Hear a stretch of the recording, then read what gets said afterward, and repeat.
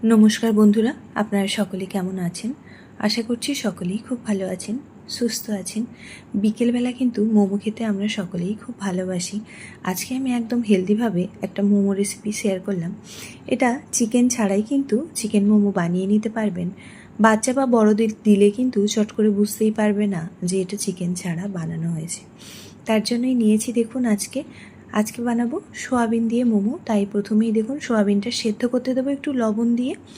আর এক বাটি পরিমাণ সোয়াবিন আমি সেদ্ধ করে প্রথমেই দেখুন জলটা ঝরিয়ে আরও একবার জলটা ধুয়ে তারপরে কিন্তু সোয়াবিনগুলোকে ভালো করে জল থেকে চিপে তুলে নিতে হবে।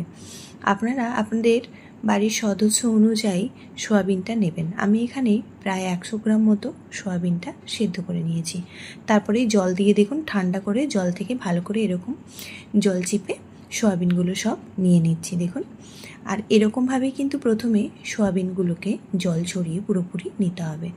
এবারে একটা মিক্সিং জার নিয়েছি, তার মধ্যেই দিয়ে দিচ্ছি ওই জল ঝরানো সোয়াবিনগুলো। তারপরেই দুবার মিক্সিতে ঘুরিয়ে নিলেই দেখবেন এরকম কিমা তৈরি হয়ে গেছে। যেরকম চিকেনের কিমা তৈরি হয় ঠিক সেইভাবে সোয়াবিনেরও দেখুন এরকম একটা কিমা তৈরি হয়ে যাবে। আর এটা কিন্তু ভীষণই ভালো হয় খেতে, আর অল্প সময়ে বানানো হয়ে যায়। তাই এরকম বর্ষার দিনে সন্ধ্যেবেলা কিন্তু এরকম মোমো বানিয়ে দেখতে পারেন। এদিকে মোমোর স্টাফিংটা বানাবো, তার জন্য গ্যাসের মধ্যে কড়াই বসিয়ে কড়াইটা বেশ ভালো করে গরম হয়ে গেলেই অল্প খানিকটা সাদা তেল দিয়ে তার মধ্যেই কাঁচা লঙ্কা, কুচানো পেঁয়াজ আর 10 থেকে 12 কোয়া রসুন, তার উপর থেকে অল্প একটু লবণ দিয়ে ভালো করে কিন্তু একটু ভেজে নিতে হবে। এই সময় রান্নাটা পুরোপুরি হাই ফ্লেমে করবেন, তা না হলে পেঁয়াজ থেকে অনেক জল বেরিয়ে যাবে। দেখুন পেঁয়াজটা কিন্তু এরকম হালকা ভাজা হবে, এই পর্যন্ত ভেজে নিলাম। এবারেই ওপর থেকে কিমা করা সয়াবিনটা পুরোপুরি দিয়ে দিলাম।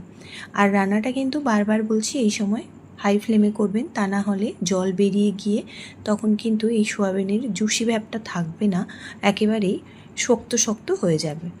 এবারেই দেখুন সোয়াবিনটা দিয়ে বেশ ভালো করে 2 থেকে 3 মিনিট ভেজে নেব, দিলেই দেখবেন এরকম হয়ে যাবে। আর এবারেই এর ওপর থেকে দেব আমি খানিকটা মশলা। এই টেস্ট বাড়ানোর জন্য আমি এখানে 2 প্যাকেট ম্যাগি মশলা দিয়ে দিলাম। আপনারা চাইলে কিন্তু এখানে চিকেন মশলারও ব্যবহার করতে পারেন। আর দিয়ে দিলাম বেশ খানিকটা ধনেপাতা কুচি, আর দেব অল্প একটুখানি চিলি ফ্লেক্স। যেহেতু কাঁচা লঙ্কা দেওয়া আছে তাই চিলি ফ্লেক্সটা আমি অল্প দিলাম। আপনারা যদি কাঁচা লঙ্কা না দেন সেক্ষেত্রে চিলি ফ্লেক্সটা একটু বেশি দেবেন। তার উপর থেকেই দিয়ে দিলাম খানিকটা কেচাপ, দিয়ে এবার আবারও ওই 1 থেকে 1.5 মিনিট মিশিয়ে নেব। মিশিয়ে নিলেই কিন্তু স্টাফিংটা একেবারেই রেডি হয়ে যাবে, আর কিচ্ছু দিতে হবে না। আর যদি টেস্ট বাড়াতে চান তাহলে বলবো এর মধ্যে অল্প একটুখানি চিজও দিতে পারেন, তাহলে কিন্তু বাচ্চারা ভীষণ পছন্দ করবে। দেখুন খুব সুন্দরভাবেই আমার স্টাফিংটা রেডি হয়ে গেছে। আর এর থেকে বেশি রান্না করব না, এবারেই ঠান্ডা হওয়ার জন্য রেখে দেব। গ্যাসটা বন্ধ করে এবার স্টাফিংটা এদিকে ঠান্ডা হোক। এদিকে দেখুন নিয়েছি আটাটা আমি একদমই সিম্পলভাবে মেখে নিয়েছি, অল্প একটু লবণ দিয়েই মেখে নিয়েছি, আর কিচ্ছু দিইনি। যেরকম আমরা রুটি বানাই সেই রুটি মাখার আটাটাই কিন্তু আজকে মেখে নিয়েছি। আর এটা আমার ফ্রিজে আগে থেকেই রাখা ছিল, তাই অল্প সময়ে আজকে মোমোটা বানানো হয়ে যাবে। এবারেই দেখুন বড় বড় করে আমি রুটি বানানোর মাপেই ডোগুলো একটু বড় সাইজ করে ডোগুলো বানিয়ে নিয়েছি। আর এরকম বড় বড় করেই লেচিটা কেটে ডোগুলো বানিয়ে নিতে হবে।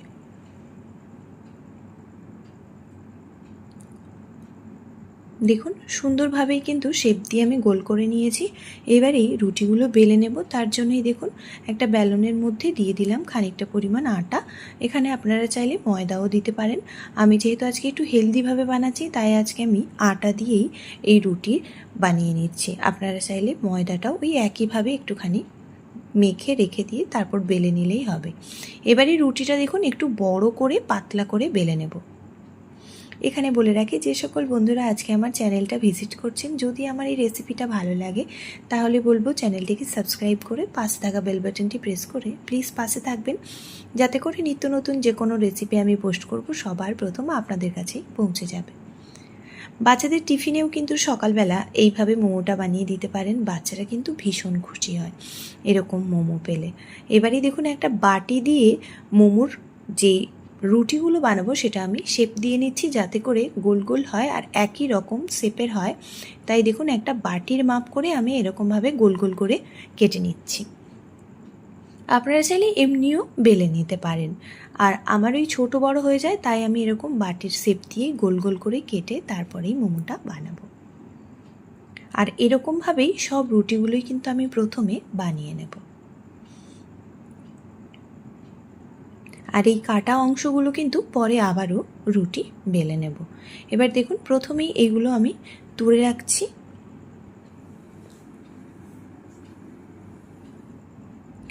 আর বেশ কয়েকটা রুটি আমি ওই একইভাবে বেলে নিয়েছি।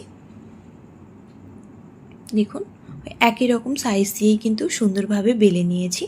এবারেই এর মধ্যে স্টাফিং দেব। স্টাফিংটা ভরে শেপ দিয়ে নিতে হবে। তার জন্য এই মোমোর স্টাফিংটা দিয়ে এবারেই কিন্তু শেপ দিয়ে নেব। আপনাদের যেটা সুবিধা মনে হবে সেরকমভাবেই কিন্তু শেপটা দিয়ে নেবেন। আমার এইটাই সবথেকে সুবিধা মনে হয়েছে আর এটাই আমি ভালো বানাতে পারি, তাই আমি এরকমভাবেই বানিয়ে নিচ্ছি। আপনারা অন্য কোনো ডিজাইন পারলে কিন্তু সেটাও দিতে পারেন। দেখুন ঠিক এইভাবে বানিয়ে নিলাম খুব সহজে, আর একদম অল্প সময়ে কিন্তু বানানো হয়ে যায় আর খেতেও ভীষণ ভালো হয়।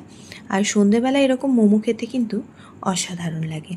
তাই ঝটপট সময় নষ্ট না করে কিন্তু এরকম সোয়াবিন আর আটা মাখা বাড়িতে থাকলেই কিন্তু চট করে এই মোমোটা বানিয়ে নিতে পারেন।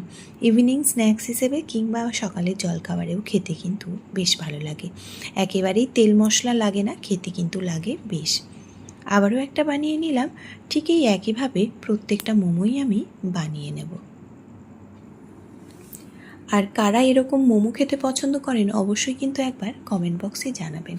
আপনাদের ছোট্ট ছোট্ট কমেন্ট পড়তে যেমনই ভালো লাগে আর ভিডিও বানানোর উৎসাহটাও ঠিক ততটাই বাড়িয়ে দেয়। তাই বলবো অবশ্যই কমেন্ট করবেন। দেখুন বানিয়ে নিলাম আর এইভাবেই দেখুন প্রত্যেকটা মোমো আমি বানিয়ে নিয়েছি। এবারেই এটা স্টিম করতে বসাবো। তার জন্য দেখুন একটা কড়াই নিয়েছি আর কড়াইতেই প্রথমে দিয়ে দিচ্ছি জল। বেশ খানিকটা পরিমাণ জল দিয়ে তার ওপর থেকে একটা ছিদ্রযুক্ত থালা বসিয়ে দিলাম। এবারেই এর মধ্যে আমি খানিকটা সাদা তেল দেখুন স্প্রে করে দিচ্ছি। আপনারা চাইলে ব্রাশ করেও দিতে পারেন। এতে করে কিন্তু মোমোগুলো একটুও আটকাবে না আর খুব সুন্দরভাবে স্টিমটাও হবে। তাই দেখুন ওপর থেকে এবারেই মোমোগুলো একে একে সব সাজিয়ে দিচ্ছি। চিকেন মোমো তো অনেকবার খেয়েছেন, এরকম সোয়াবিনের মোমোটা একবার বানিয়ে দেখুন, দেখবেন ভীষণই ভালো লাগছে। বাড়ির সকলেই দেখবেন ভীষণ পছন্দ করছে, আর না বললে কখনো বুঝতেই পারবে না যে এটা চিকেন মোমো ছিল না। সব মোমোগুলোই আমি দিয়ে দিলাম দেখুন। এবারে আবারও ওপর থেকে খানিকটা তেল আমি দেখুন স্প্রে করে দিলাম।